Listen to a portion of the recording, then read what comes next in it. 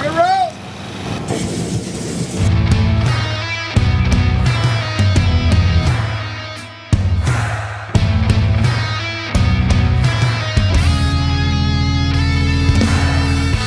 We brought an LP Prop, which is low pressure, but it actually simulates if a department runs into or get into a place where you got high pressure fuel, gas lines, at a gas station, anything like that. So what we do is we got two types of props we went through. One we call the Christmas tree, which gives you kind of a whole involvement of what the fire will look like. And the next one is actually a valve that has some flanges that are opened up.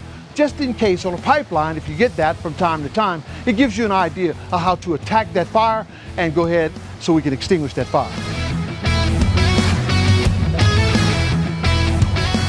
You got to do this in teams, because what it's simulating is a high pressure fire.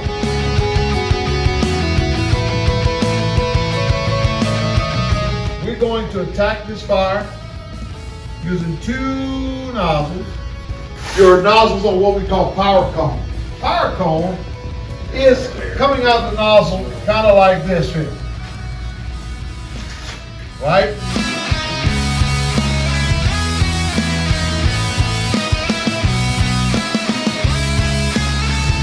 Do it with the power cone first, and we're going to have two teams. And somebody's going to be in the center, and the team captain, who's going to give them the ability to step. Y'all seen this before? Step, step, step.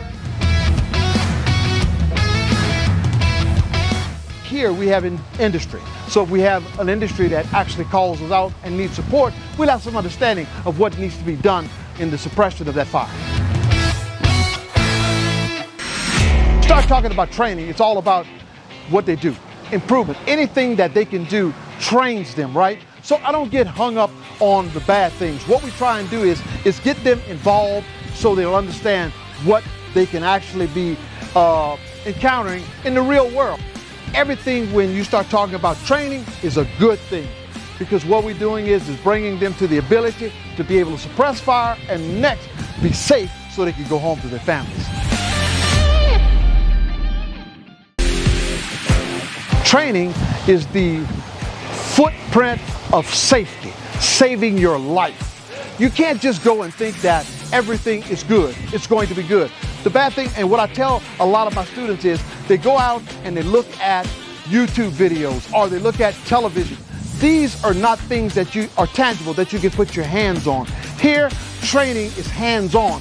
So they give them the ability to be able to touch, see, feel. That gives them the understanding of how they're going to suppress that fire so they can go home safe.